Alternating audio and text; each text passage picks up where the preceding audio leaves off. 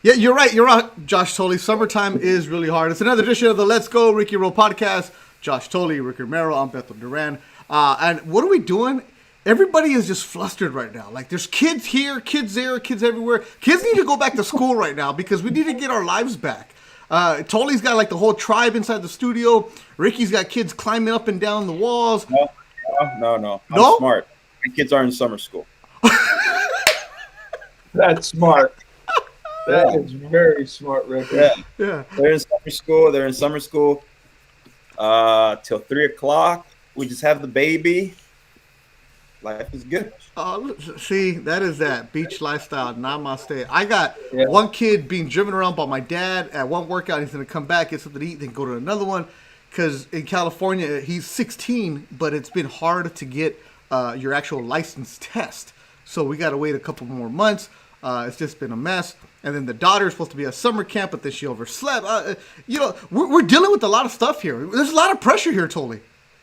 Yeah, that's how the summer goes, I suppose. Hey. My first summer home. It's funny that we're talking about kids, and I actually wanted to touch on this subject, and obviously totally can relate a little bit more to it because of he had kids during his playing career. I didn't, and it's kind of been the topic kind of hit last night. Ross Stripling pitched for the Toronto Blue Jays. He had a really, really rough outing, and after the game, he said that, and I'm reading a quote here from Caitlin McGrath. She works for the Toronto Blue Jays for The Athletic. She wrote, Ross Stripling was candid after his start tonight, saying he was in a weird mental space because in a few days he'll be saying goodbye to his wife and 5-month-old son, who aren't heading to Toronto when the Toronto Blue Jays do. As you guys know, the Blue Jays are heading back to Toronto. This will be their third move in one season. They started in Florida, then going to Buffalo, and now the government accepted them to come back and play at the Rogers Center in Toronto. So I thought it was an interesting take because I tweeted about it and I've gotten some interesting responses. A lot of people are kind of like, well, he's a professional. He should have came in and said he couldn't do it. And I explained it to somebody and I said, that's not how it works. You can't just come in and say, hey, Skip, I can't go today. I'm just not feeling it. One, you put your team in a huge hole. Your pitching staff, you go out there, the athlete in you wants to go out there and still grind for your team. Obviously, it didn't work out his way. But if he had a good outing and he came out and said these things, I'm sure people would be completely praising him more than they aren't right now because he had a rough outing. So I just kind of wanted to touch a little bit on that and how people really think sometimes that we aren't human beings and that we're not allowed to be in a different mental state during a game. I'm sure totally you went through, I'm sure you had great games where your mind wasn't all there, and you had bad games when your mind wasn't all there too. So it's just one of those things where I think people sometimes miss the point about us athletes. Yeah, I think you did nail it. I mean, we're human beings, and that's what I think most people, the fans, don't understand as much as what really goes on in the clubhouse when it comes to this. I mean, most people, when you get maternity and paternity leave, you normally get at least a week, right? Well, in baseball, you get 3 days if you're freaking lucky. Yeah. Right? I mean, we had Camden. Camden was born. Camden's your son? Camden's my oldest son, Okay. and I turned around and went out to the West Coast for a West Coast trip. Wait, what do you mean? Like he was born and then you said hi, you signed the paperwork and left? That's pretty much it. Then 2 days later, he was gone. Yeah, I've seen Aaron Hill. I remember that in 2009 or 10. He was playing second base and he hit a double and he was left on base. And then the third out was recorded and the manager's calling him in. And he's like, come on. And he's kind of like, what? Like, what are you talking about? Why are you pulling me? He's like, your wife is in labor. You got a jet waiting for you. Go. And he left. And he was like, it went from like he was mad, pissed off that he's being taken out of the game to like, oh shit, okay. Boom, gets stressed, gets out of the clubhouse. Boom, he gets to his kids, to see his kid being born. And this is and you guys. Oh, go ahead, Tol. Go ahead. I got just something else after. Yeah, no. And it's funny because you're talking about even at the major leagues, right? And like, I've been fortunate enough, two of my kids were born in the off season, and then Camden was born during the season, but I was in the major leagues. I've seen some crazy stuff in the minor leagues. Now, each organization creates its own kind of set of boundaries or rules for guys, but I've seen guys miss the birth of their child because they're Yeah. playing a stick in minor league baseball game. Yeah. You know, And I just think that this is actually a great topic because it is interesting.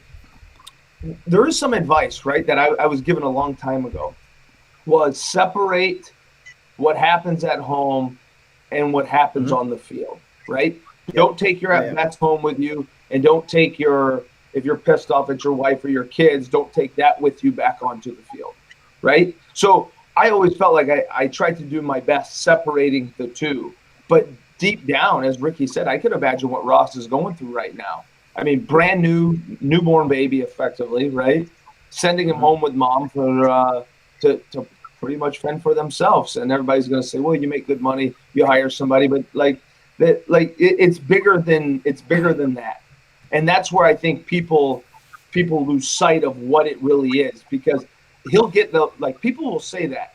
They'll say, "Oh my God, how much money have you made? You can't hire somebody to live in with you." Like, it's not about that. It's about watching my kids grow as to why I'm sitting here now, right? Like, Yeah. I want to watch my kids play baseball. I taught my 10-year-old how to drive a tractor today. Like, I did. I really did. And that's awesome. what I miss about it. And that's what Yeah. most guys miss about it. Yeah, and as you know, Beto, Russ Stripling's a really, really well spoken dude. So he Yeah. has some really good quotes after his game. And this is what he said: making 3 moves in a season is crazy, especially any of us that have families or anyone in general. We don't expect people to blow sunshine up our bums about it. We really don't. But we knew what we had ahead of us, and we knew the adversity that was going to be in this season, and we took it head on. We don't need people giving us the benefit of the doubt. We accepted that that's what it is. We're playing good baseball, and now we're going home and expected to play even better baseball there. But it's been very difficult and very challenging. It's something nobody else had to go through. No other families have gone through it, staffs or anything like that. It's been more difficult in the last couple of days than I thought it was going to be. And I just find it interesting that people still like, it's like, oh well, you know what you signed up for. You know what you signed up for. And I had a response too, like because I tweeted about it, and this guy said, I call BS on this one. The reality is he chose baseball as a profession, and baseball requires long absences from his family. Is he going to suck when he has to play on the road and the game, or play on a road game on his kids' birthdays, or miss a holiday being on the road? Can't wait for that day. Like, come on, bro. Like, you got people want us to express ourselves and let you into our world, and then they don't hear what they want, and then right away it's like, oh no, get him out. What is it? He's mentally weak. He's not, what's going to happen the day he misses his son's birthday? Well, shoot, you adjust to things like that. You know when your son's birthday is coming. They didn't know if they were going to go to Toronto or stay in Buffalo the rest of the season. They didn't know any of that because they can't control that. But now that the reality has set in, he's not going to see his 5-month-old baby. I can imagine saying bye to my 3-month-old baby girl, and 2 other kids. So like I said, it's like fans want to be let into our world, and then when they are let into our world, and he was being honest, he could have easily said, "Hey, I had a shit outing. I'm ready for my next one," and that was it. But he actually chose to share that part with everyone, and now he's obviously getting bashed for it. Yeah, and I think I can sit here and say, like, I think I'm different, right? Like, that's what I would have done. I would have just said, I got to move on. Wasn't feeling it tonight. Ready for my next start.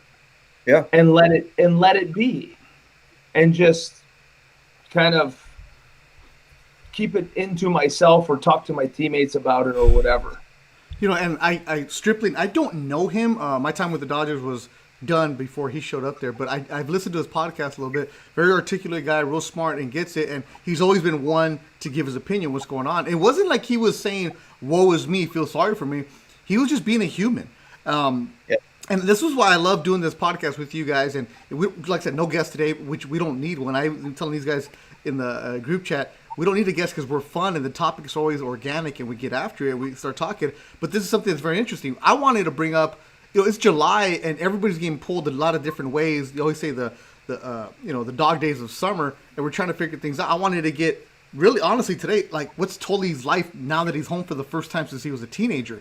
You, Ricky, it took you a while to adjust that, hey, on 4th of July, you can actually go to a barbecue instead of worried about where you're going to be at. Like, that, going back into, for lack of a better term, civilian life. What's it like to do that? And I saw that quote that you tweeted about yesterday with Stripling, and I was looking at this, and I'm like, I know that people are going to say, well, you're rich, it doesn't matter.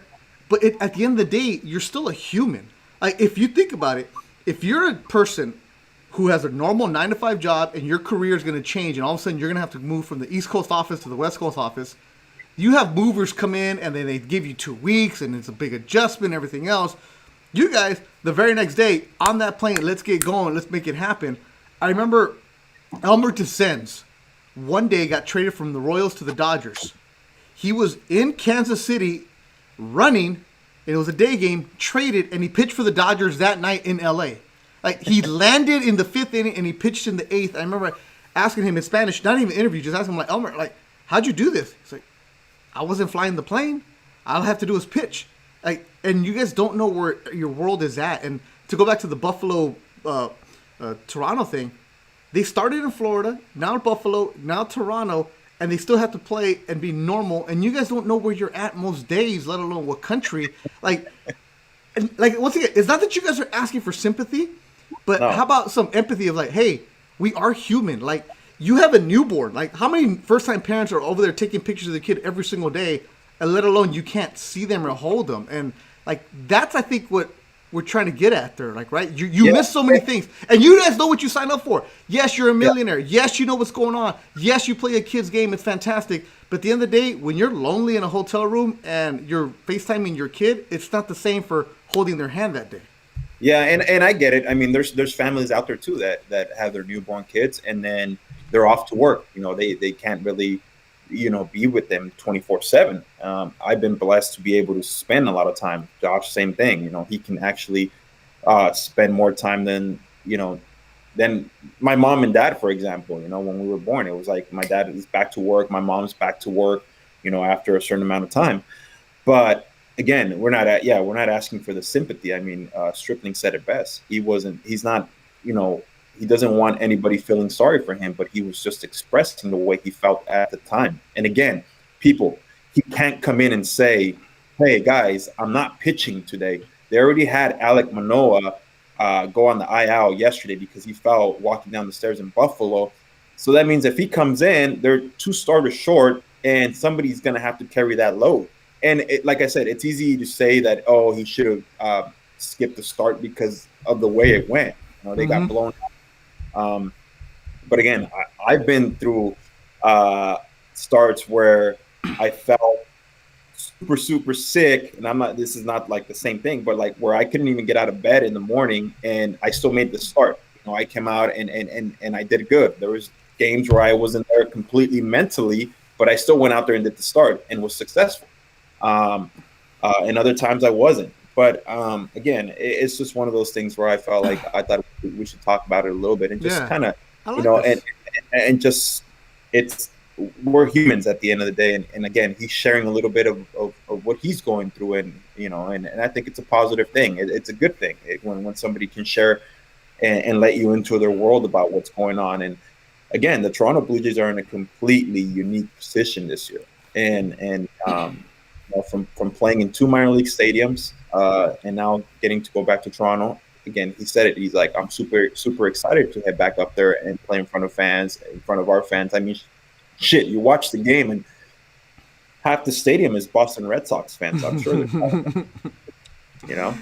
Totally. Let me ask you this. As a guy who had kids while you were playing, Ricky, you didn't have kids when you were playing, right? Okay. I had Sebastian, yeah. At the very end. AAA, yeah. I remember going in the clubhouses in the summer, and it was always cool to see the players there with their kids. And you could tell that, the kid's 10, 11 years old, that's the only time they get to spend with them. Like, we don't, as fans and as reporters, we don't realize that essentially from February through October, you guys are strangers in your own house.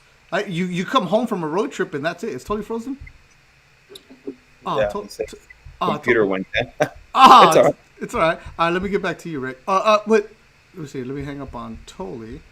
For you though, Rick, like you didn't have that experience where you had like Sebastian in the clubhouse with you when you were in Toronto or anything like that. No, but I'm saying no. when he's Not in when he's a little bit older, where he really understands it, when he's like 6, 7 years old, like you would see those kids running around the clubhouse, but the kids are treated like they're not babysitted, right? It's like you have to wear a uniform, right? If you're a kid, you have to go through the spray, you have to do everything right. Like that kind of moment. Like did you ever talk to your teammates about what it was like with him? The best. I mean, to me, it was the best when you see young kids come in the clubhouse and you see them decked out in their uni, their dad's jersey, whatever it is. That was always cool to me, man. And one thing, obviously, I was young at the time. I wasn't thinking about kids, but I always was like, man, like the day. I hope I play long enough to where my kids can watch me and I can bring them in the clubhouse so that they remember everything that Daddy did. Obviously, Sebastian doesn't remember any of it because he was like 2, 3 years old when it happened. And I remember the first time I brought him in the clubhouse, we were in Sacramento. I was playing for the River Cats, the AAA affiliate for the San Francisco Giants. And dude, like every guy wants like to high five him and give him a ball, give him a bat, and that to me is cool. The embracement that you see from other guys, and they're just like watching this little human just roam around the clubhouse. So it's a special thing. And like I said, I couldn't picture myself saying goodbye to my little baby, and for 2 months. It's different. When you go to work and you come back, your baby's there. As a normal person, us athletes, you say bye to your significant other and your kids for if a 10-day road trip is coming up, you're going to see them for 10 days, but 2 months it's a little bit different. So I can empathize with that and not relate to it again because I don't know what it's like to have kids during baseball season, but it's I thought it was an interesting subject. I got mixed messages and some people saying like, hey, we completely understand, sometimes people need to understand that you guys are human and you guys go through stuff. But like to the people that keep saying like, oh, he shouldn't have pitched. Yeah. Okay. Okay. Easier. Ricky's doing a really good job on his Twitter, Ricky_row24, engaging the fans, getting back after it. And I got to remind Ricky sometimes. There we go. There we got the Tolly back. Yeah. Hey, major malfunction. I'm on my phone. Yeah, boy, you're good though. You're good. That's good. We're just talking about Ricky and his Twitter. I have to remind Ricky, there's good engagement on Twitter, but then there's also people who are just complete jerks about everything. So no matter what, don't worry about it. But this reminded me, Ricky, of the podcast that we did with Biggio, Kevin, where he was talking about how it was cool with his dad from the summer for a little bit, but it was always his mom. That's the one he has a relationship with because she was there every day. And his dad would come home, and then, you get home after a game, like the last thing you want to do is wake up at 7 a.m. after you've caught 9 innings or whatever. Like you're going to take your time and get to the yard. So those kind of moments. All right, Tolly, you back? Yeah, I'm back. All right. I'm back. I'm back until my phone dies. Yeah.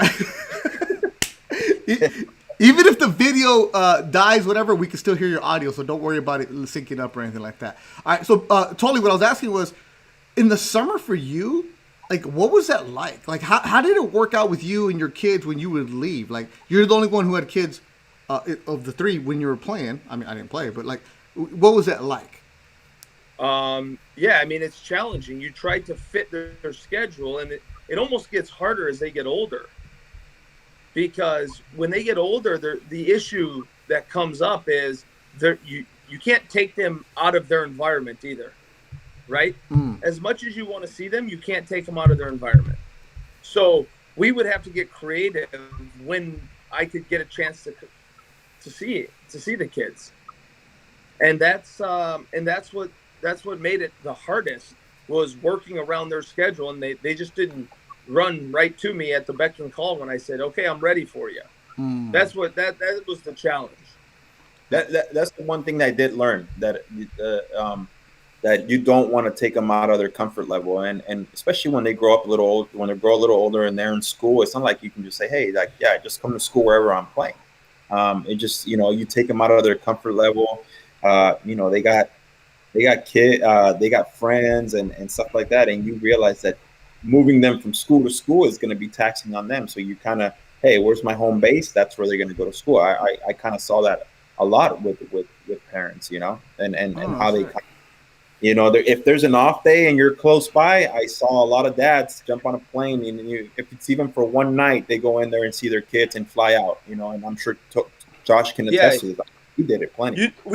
That helped a lot when I used to live in Denver, because you would always get an off day coming back east. So anytime we were out west, I would just stop in Denver for the night and then fly back, not the off day, the day before the game, which could get a little sketchy, but you just did it. I mean, that was my 2 days for the month to see my kids. Totally. When you were playing, what was your home at? What was your base at? Like Ricky mentioned. Denver. So Denver was your home, but you were playing with which team? The Blue Jays. Damn. So you and your wife decided that Denver's going to be our roots. The kids are going to go to school here, and adios, Josh Thole, Dad, and we'll see you when we see you. Yeah, that's how it was. I've never really thought about it. I know guys do that, but you never really think about that. No, it's crazy because you don't understand the stress that puts on, right? Like, it's, and I'll say this, the when I talk about the stress, it's even more now that I'm done playing, right? You go multiple years without really living with each other and being around, there's an adjustment period. And that's the hardest part, is trying to like kind of almost get on the same page, because you can't just roll into the house and say, this is how we're doing things. This is how I do it. You don't get to decide how you do it. It's like, hey, stranger. Yeah, no. We do it this way, guy. Yeah. Wow. And you hear a lot of athletes have a tough time adjusting to that life, after, when their kids are in a routine, the wife is in a routine with the kids, and then you retire, and all of a sudden you come home and the wife is like, hey, pick it up here, or we got to do something. Like you're being left behind. You're not caught up to the routine, and you hear a lot about that. That's what the joke is, like with college football coaches. They say, "Oh, I'm gonna retire. I'm gonna go spend time with my family," and they were like, "Yeah, but your family doesn't want you home, like because the college football coaches come in and is like hardcore. I'm gonna do this and that, and it's like, then next thing you know, they're back coaching a year later." Yeah. And this is another kind of one that I got, and you guys tell me what you think. It said, I'm not a fan of his excuse. Absolutely, it's taxing having to move 3 times, but it certainly hasn't seemed to affect the majority of his teammates. They appear to be able to overcome the stress. Maybe he should stay in Buffalo and play with the Buffalo, eliminating the move. Come on, man. I don't know how you guys do it. I have no idea how you do the social media. You know what? This is the approach I've taken for me. I've been more on the positive reinforcement and more like letting people into the world of like, hey, this is what these guys are going through. Even after rough starts, hey, don't hit the panic button. This guy will be back. It's been like, so I think I get less hate than I used to get when I was playing. And I've kind of taken a different approach, and I feel like you almost kill them with kindness when you reply. Instead, if you go sit there and go back and forth, I think that's just you fall into their trap. That's what they want you to do. But if you kind of just take it a different way and kind of make that sharp left instead of going straight at them and say, hey, like, well, look, how about look at it this way and this way and this way, and people kind of reply back and say, hey, you're right. I got nothing for you. They can't engage with you like that. Yeah, when I used to cover baseball, you have a lot of time there's reporters. So I used to engage all the trolls. I used to go after back and forth. But that was like 10 years ago, and had more vinegar in me. Now I'm just like, I just retweet stories and that's it, and leave it alone. I remember, I actually I ran across a story about you. Early Josh Thole was a big guy on Twitter. I didn't know that about you. Like, and then Twitter, Jay Horowitz. Let me cut you off real quick, just to smooth this over. So when Twitter first became a thing, I was playing for the Mets, and I was doing kind of like a meet and greet thing with Delta, right? So part of my compensation was I had to be on Twitter and be active on Twitter. And that was like MySpace had just fizzled out. So Twitter's now gonna make a run. And I did it, and the guy that was doing like all the marketing inside the agency that I had, he got me going on it, and I did it. And then after a couple 0 for 4s, I couldn't handle it anymore. I said, "Tell Delta, just keep your money." I said, "I can't do this." You know what? I had an account that had close to 140,000 people, and I deleted it too. I was like, you know what? This ain't worth it. This is stupid. You know, at the time when I was playing, so I decided to make a new account after I retired. And like I said, I've taken a different approach. Like I don't sit there and engage to negative comments for what? For what? They want you to reply. They want you to say something dumb, and then for you to issue an apology or it makes news. I just rather not. I kind of laugh about it, and it's like, hey, if that's what you believe, cool. You know, I'm not going to sit there and engage. But if somebody, you know, there's times where I'll be like, good conversation, yeah. Let's talk about baseball. Let's talk during the game. For the first 3 innings, I'll be on, boom, and people are asking me questions, and I'm telling them what I see and letting them into the world of what, you know, what's going in the mind of these guys on the mound, and for the most part, it's been cool. But yeah, I don't sit there and try and read everything that goes on. But I just saw those two because they were like the last 2 messages. I was like, oh my. But it's funny when people get into that, and it's like they don't understand that. It's like at the end of the day, like baseball is in a lonely existence, isn't it? Because you get done, you don't want to suck, right? But you're sucking in front of the entire world that's watching you online or on TV or whatever it's at, because now it's a global game. And when you come back home, and I hate sounding like this guy, but like, oh, family is all that matters. Yeah, totally. You said it. You want to be separated. But at the end of the day, you went 0 for 4 and you gave up 2 pass balls. You suck right now and you're pissed off. It's like, damn it. Like, I just want to be left alone at times too, right? Like, you don't need this reinforcement. Yeah, you do. Yeah, that's the biggest thing. And this is what I talk about. It goes back to the first topic. It was like, you have to separate. I don't want to go home and I'm already pissed off because I went 0 for 4. I don't want to go home and stew on it and then have all these dingling fans telling me how horseshit I am. I don't want to hear it. Well, they can tell you how to do it too. That's the best when they tell you how to do it.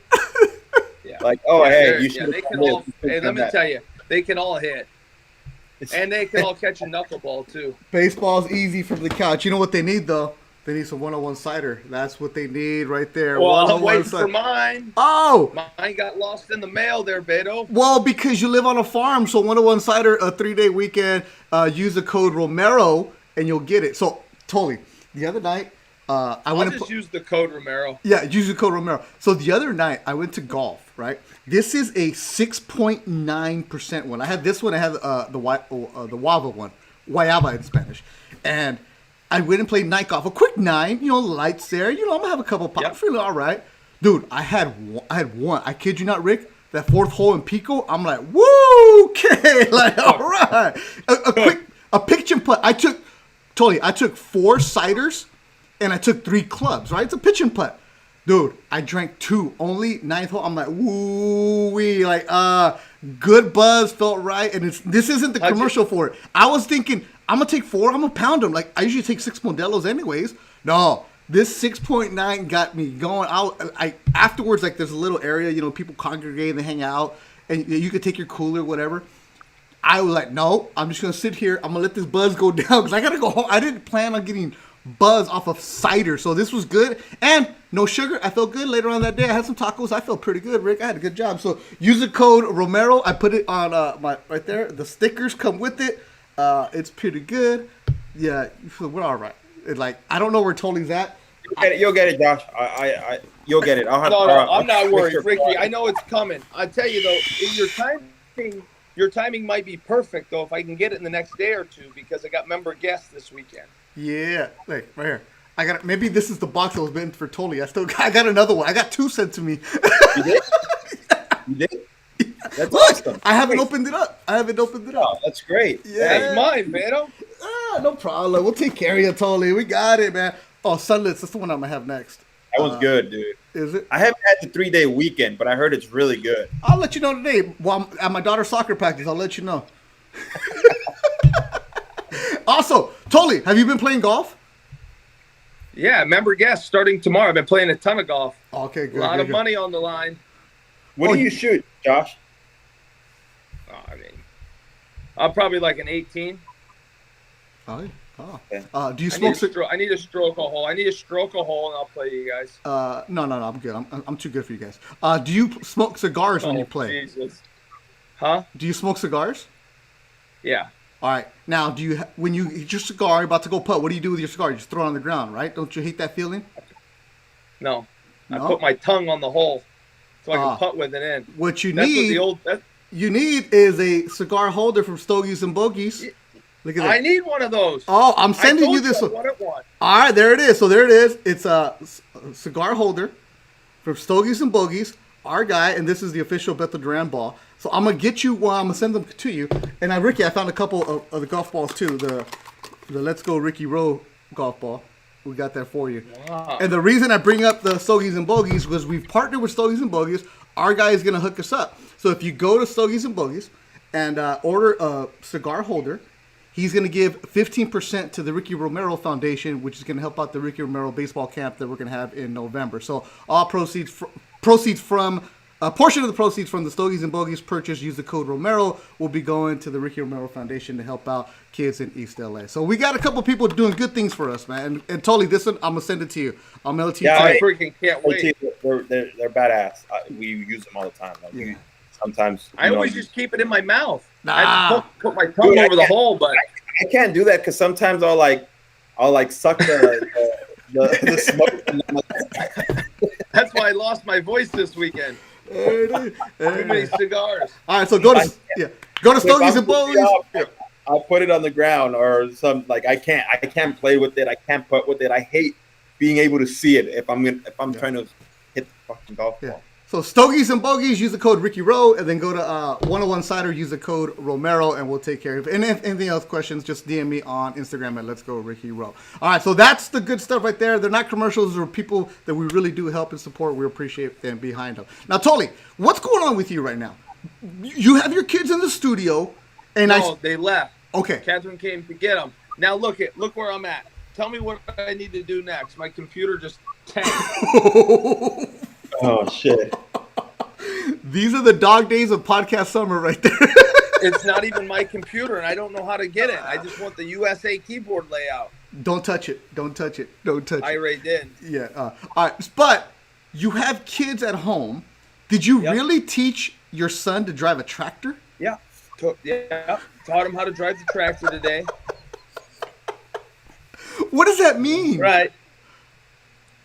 Drive the tractor. No, but like how? For example, I was doing landscaping and I had some boulders put in there and I needed them delivered around the corner. So I was too tired of getting on and off the tractor. So I said, here's how you drive the thing. He freaking picked it right up. Boom, took right off. Shit, I just taught Hey, I'm gonna Sebastian how to send ride you guys a bike a with no video. training wheels. You're over there teaching your son how to drive a tractor. Well, he's 10. He's getting close. Getting close to what? 16, Puberty. driving a car. This is totally like the adjustment for you from going and being gone every summer to just being domestic farmer totally. Like seriously, how hard is it? I mean, I love doing what I'm doing now. It's hard. I'm telling you, the hardest part, and I've gotten so good at it. But at first, the hardest part was like really being involved on the day-to-day, like freaking cleaning, doing dishes, cooking food. Like Ricky will tell you. Ricky, tell him. We have people that do that for us in the major leagues. The only thing they don't do in the big leagues is wipe their ass. Huh? The only thing they don't do in the big leagues is wipe your ass. Other than that, That's it. Everybody else does everything else for you. Oh, Yeah. we lost totally. Oh man, that it's is- true. What he's saying, man. I mean, shoot, there's some stadiums you go to, and you take off your jersey, and before it even hits the ground, it's being picked up already. Boom, taken to the laundry. it's crazy. It's crazy. Like the obviously you can't do that when you become a stay-at-home dad. You know, your wife would look at you and be like, what are you doing? Dude, You know, this is the way we do shit. You know, so yeah, I mean, you're just used. I'm sure it's a different adjustment. Like I said, for me, it was like I was done, and in TJ, you know, in the Mexican League, ain't nobody picking up after you. They don't give a fuck who you are. You know, it's just the way this is the way it is. But you know, when you're a professional in the big leagues, you know, even in AAA, you know, it's like stuff gets done quick. So yeah. for me, I feel like it wasn't a big time adjustment because we had one kid. I was spending a lot of time at home and stuff like that. So it wasn't a crazy change. But and like I said, our Sebastian was still really, really young. So I can just imagine like he has a 10-year-old and it's like their stuff is completely different. You know, their worlds are completely different. They're like you said, they're in a routine and all that. So you can't just come in and mess up that routine. Farmer Toley, he's good. Like I said, we say goodbye to Toley there. No show next week. Because I got something to do next week. Ricky is actually going to be going to Toronto, right? You're moving. You're moving. No, I'll be gone in 2 weeks. Oh, 2 weeks. Yeah, I'll be August 5th through the 29th. It could be extended if you know, since I've been doing some TV work up there, maybe if they decide to maybe say, hey, stick around for a couple more weeks. I'm hoping the Blue Jays make that playoff run. And it just means, you know, I get to stick around and watch more great baseball. So hopefully that happens. If not, yeah, it's the August 5th through the 29th. And we're really looking forward to it. It's been almost close to 2 years since Carl saw her family. Oh, wow. So I'm pretty sure it's going to be emotional. You know, they met Diego when he was 6 months, man. So he's almost 2.5 years old. Yeah. And he's almost 6 foot. Oh, so wait, Cara's family hasn't met the baby. No. Oh, okay, that'd be cool. So the month of August, the Romeros are going to be in Canada A. Ricky will be doing some TV work up there. Podcast will still be going in August. It's just yeah. I'm sure I'll still.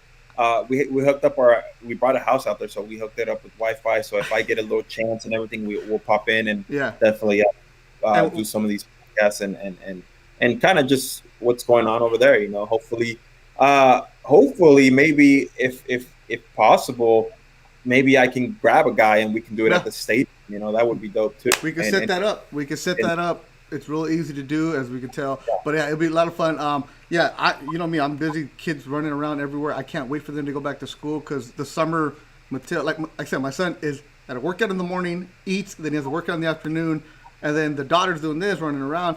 You can't forget golf, and then you're Mr. Golf Man. Yeah. Mr. So you like that golf shirt, huh? The dinosaur shirt? Oh yeah. I just love it because I know Diego would love it. You know, he's dinosaurs. Yeah, if you guys want to go to Proud 90 Golf, use the code Bethel and you get 10% off a shirt. That's right. I just said that. No problem. He's the influencer.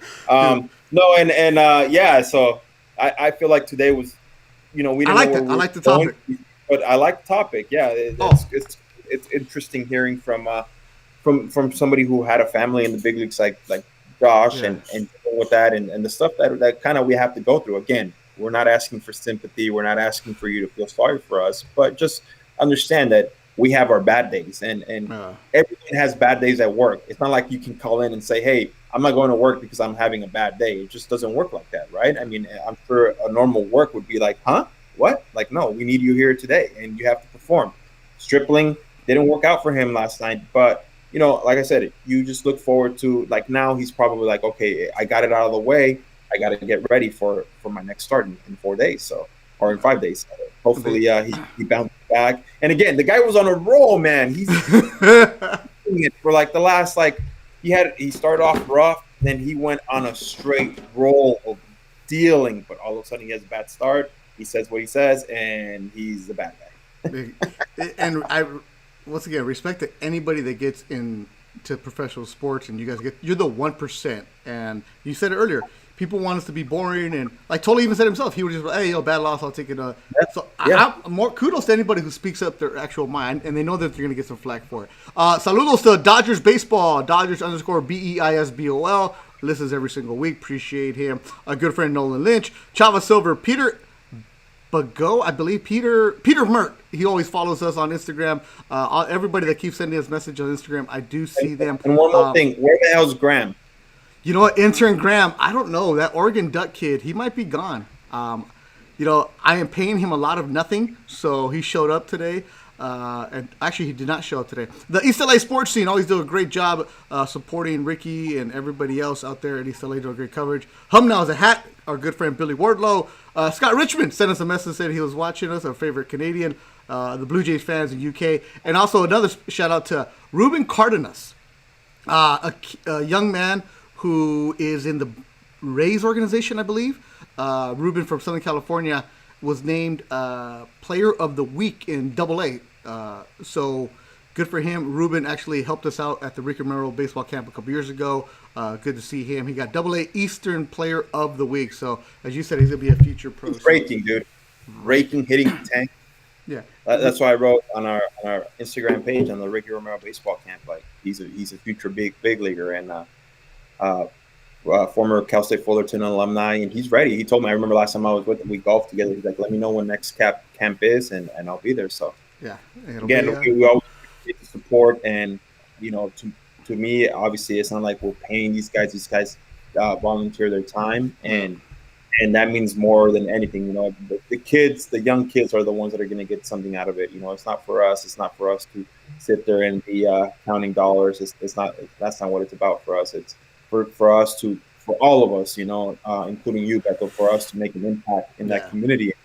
Not for them to be professional baseball players, but to give them, you know, a lead way and hope that hey, you know, we did it. We've done it. You know, you can be successful in life, you know, no matter where you're from. Yeah, and if you guys want, we'll go back. On the YouTube page, there's a recap of Ricky's camp from 2 years ago on Thanksgiving weekend. We'll do it again this year. And Curtis Gold, our lawyer, get on it, man. Let's go. Get all the paperwork done, Curtis Gold. Quit lounging in the pool, Hollywood Hills. He's too worried about Gabe. And that'll do it. For Josh Tony, Ricky Romero, and everybody else, we'll see you guys in a couple weeks. Make sure you rate, review, subscribe, and let people know you're watching the Let's Go Ricky Romero podcast.